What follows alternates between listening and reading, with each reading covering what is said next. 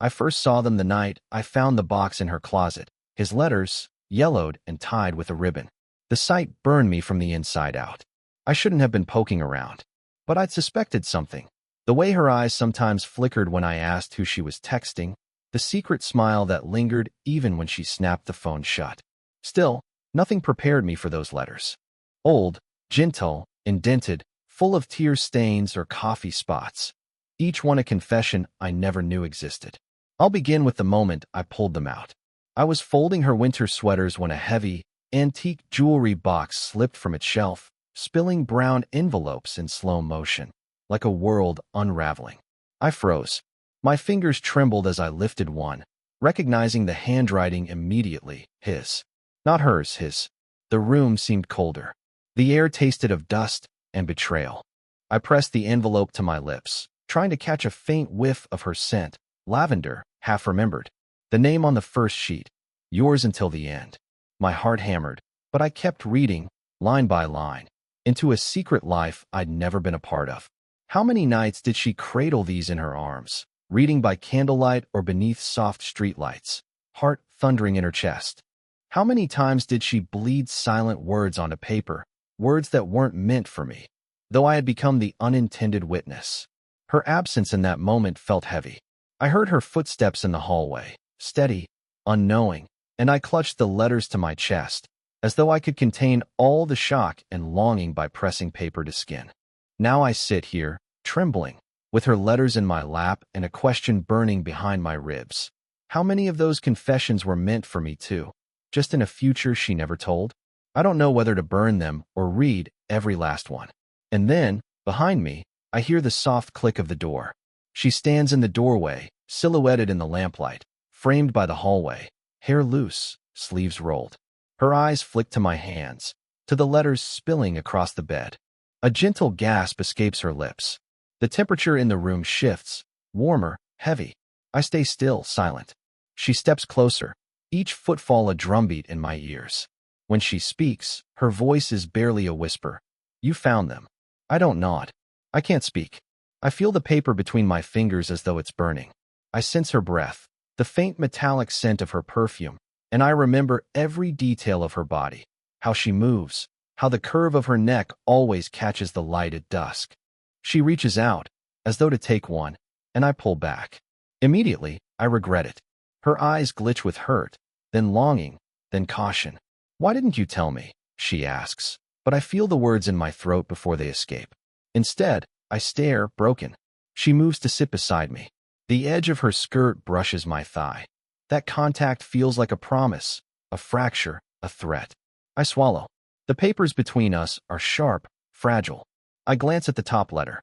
Her name, and his, are entwined in looping script.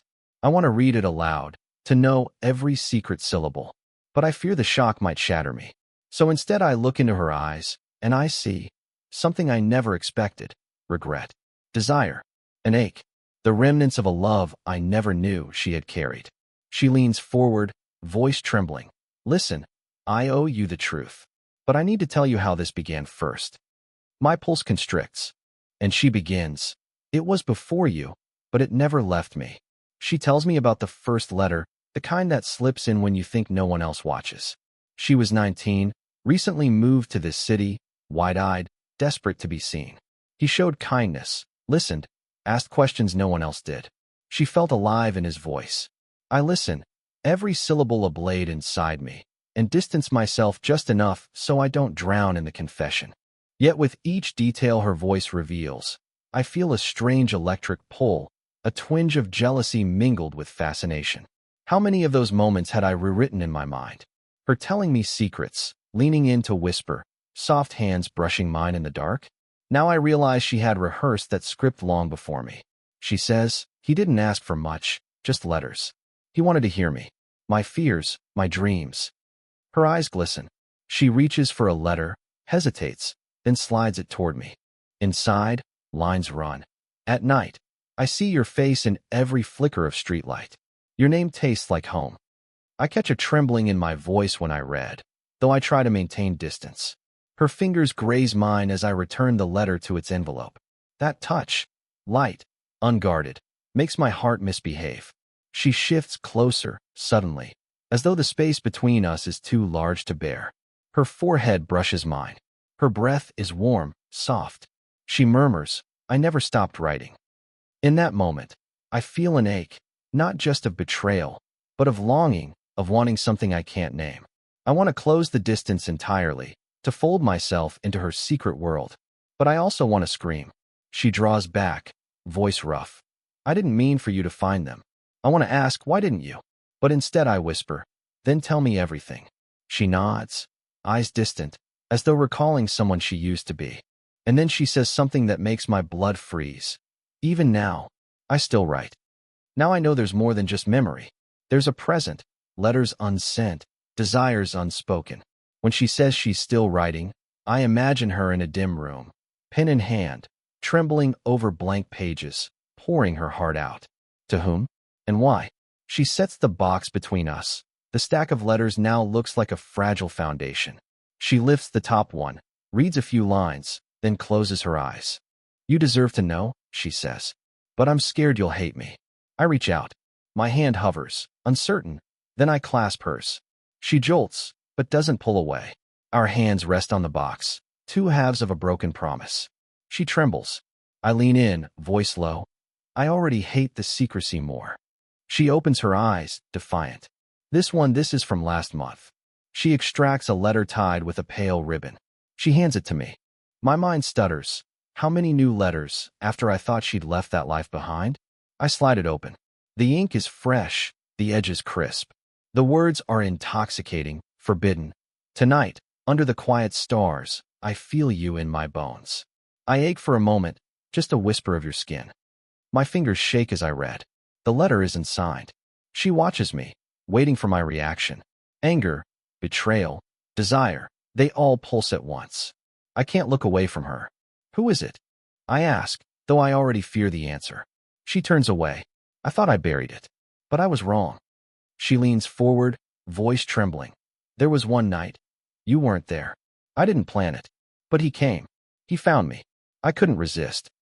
Everything inside me twists. My body wants to close the space, to feel her again, to reclaim something.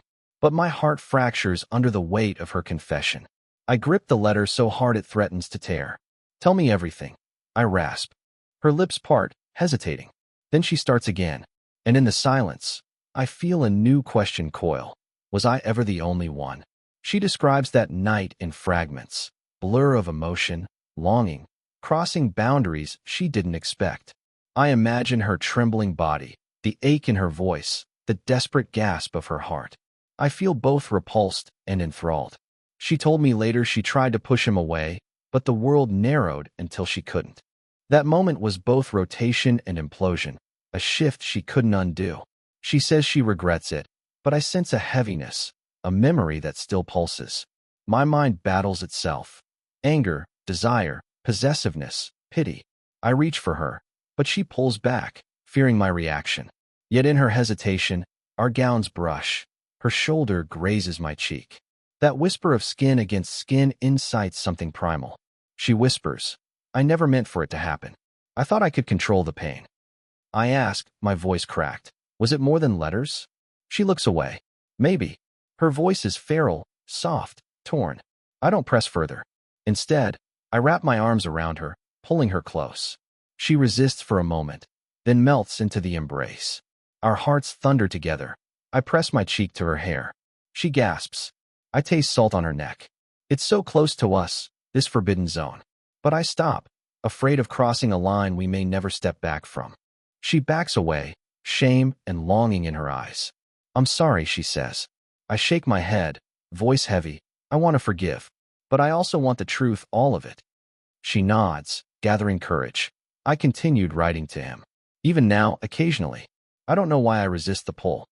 I feel my knees weak. Her confession hangs between us like a promise and a threat. She lifts another letter, stares at me. Then she says, "I need you to read this, to see why I never told you." I hold my breath, and I open the next letter. The words stab me. They speak of stolen nights, hidden whispers, regrets that haunt dreams. When the world is quiet, I hear your name. In the spaces you once occupied, I still feel you. I feel dizzy. The letter trembles in my hand. She watches, eyes wet. She says quietly, "That letter was written the night I thought of leaving you. He wasn't there, but I wrote because I wanted to feel him. I was torn between guilt and longing." I stare at her, struggling to process. She contemplated a life beyond me, but she also longed for him. My heart lodges in my throat. "Why didn't you tell me?" I whisper. She steps forward. "Because I was scared of breaking us." She reaches for me. I swing to her. Her lips hover near mine. The electricity is impossible. I close my eyes. For a moment, I imagine that I can feel her entirely. The warmth, the breath, the pulsing desire. She pulls back at the last second. "I didn't want to burn us." We stand in the hush. The letters lie around like wounded feathers. I try to steady myself. She confesses another twist. "He came back 2 weeks ago. He left a letter in the mailbox, signed with your name." Her voice shatters. I feel my bones hollow. "With my name." My body tenses, anger and confusion surging. "Why my name?" "I don't know," she whispers, tears streaking down. "To punish me. To make me choose." In that moment, I realize we're caught in a triangle of guilt, desire, betrayal. She's torn, and I'm trying to anchor her. My fingers tighten. She reaches, and we clasp hands. Her gaze lingers on mine, broken, pleading, wild. I taste the weight of her secret, and I wonder, what would I do if she stepped away? What would I lose, and what would I become? She steps back, voice trembling. "You deserve more than half-truths." I close my eyes, heart raging. And when I open them, she's gone. I search the house, rooms shadowed by guilt and memories. The letters lie like casualties across the bed. I feel hollow, the absence of her like an ache in my bones. I pick up a letter. I read a line. "I can't live without the hope that someday you will choose me." My breath hitches. My world cleaves between what she was, what she is, and what she may become. She returns at twilight, silent as a shadow. Her hair tumbles over her shoulders. Her eyes are raw. She doesn't say anything. She simply steps into the room. I stand, hands trembling. She approaches, as though correcting gravity. She pauses near me. My body wants to close the distance. My heart screams for her. She says, voice low, "I wanted to run." I lay a hand on her cheek. She flinches. My fingers catch a tear. My voice cracks. "You didn't." She swallows. "I couldn't live with leaving without truth." She steps closer. Our breath mingles. For a moment, I imagine she might collapse into me. She looks at me, fierce, fragile. Then she reaches behind her and pulls out one final envelope. It's unsealed. Her hand shakes. She says, "This is it. The only letter I never wanted you to read." She slips it into my hand. We stand frozen, chest to chest. I glance at her. I trace the edges. Finally, I open it. Inside, in bold, looping letters. "If I lose you, I lose myself." My heart tears. I don't know whether she meant me or him. She steps back. "That was from me to you." Time stops. My world tilts. I stare at her, blinking back tears. She reaches out, half to me, half to the world between us. And she whispers, "I never stopped loving you, but I never stopped longing for him, either." I inhale. My body trembles. She leans in, pressing her forehead to mine, breath lush and urgent. We're suspended in tension, desire and fear entwined. I want to close everything, whisper forgiveness, pull her into me, never let her go. But part of me recoils, damaged, uncertain. She says in a broken moan, "I need you to choose me." My lips part. I taste salt, tears, desperation. And I say, "I will." We collapse into the bed, letters forgotten. Our bodies press, not with crude urgency, but with raw intent, aching to reclaim what was broken. We sway, breathe, gasp, every movement a question, an answer. The world outside falls away. Only this moment, only us. I trace her spine, memorizing the curve I thought I owned. She twists to meet me, hair spilling like water over pillows. Her lips, her breath, her tears, I take them all. She moans, a soft, jagged sound. I whisper her name. We close the space fully, sensing boundaries melting. I feel her shiver, quiver, fold into me. No words, no masks. Only skin, heartbeats, raw confession. In the afterglow, we lie tangled, quiet. The letters rest like ghosts on the bedside table.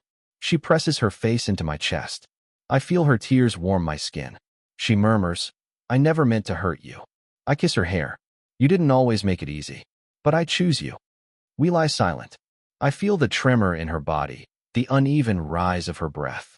I feel my own heart, rugged and scarred, still beating for her. I pull her closer. She opens her eyes, vulnerable. I tell her everything. My fear, my jealousy, my own longing to be enough. She listens, silent, shame and love mingling in her gaze. I ask her, "Will you promise no more secrets?" She nods. "I promise. I will show you everything if you stay." I hold her like redemption. I forgive, not because the pain disappears, but because what's real is stronger than what was hidden. As night deepens, I reach for the letters. Together, we burn them in the fireplace. We watch the paper curl, the words dissolve into ash. She leans in, voice soft. "This is us now." I kiss her, firm and gentle.